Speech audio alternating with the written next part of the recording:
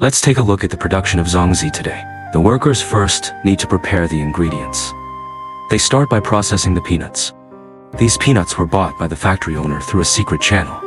The peanuts have thin skins and full kernels. The workers carefully pick out the bad and irregularly sized peanuts. They put them into a pressure cooker and cook on high heat for 15 minutes to soften and cook the peanuts. Now the ingredients are ready.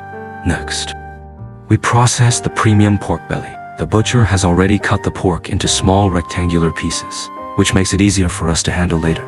The pork is placed into the pot, along with white sugar, 5 spice powder, soy sauce, and cooking wine. When the pork reaches the appetizing color shown in the picture, it is ready to be taken out and prepared for the next step. Now, let's process the main ingredient. Soak the glutinous rice in water and rinse it clean.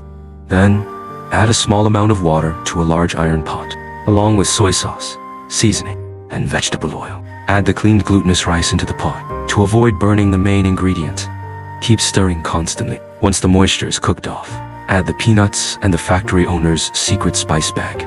Spoon in some animal fat and continue stirring. After everything is evenly mixed, it's ready to start wrapping. The Zongzi, even in factory production, authentic Zongzi still need to be wrapped by hand to have soul. The workers unfold the Zongzi leaves, first adding a spoonful of the stir-fried glutinous rice. Then they add the prepared fillings. Finally, another spoonful of glutinous rice is added. They weigh it to ensure the correct amount. The auntie skillfully wraps the ingredients. Then she tightly binds it all together with string.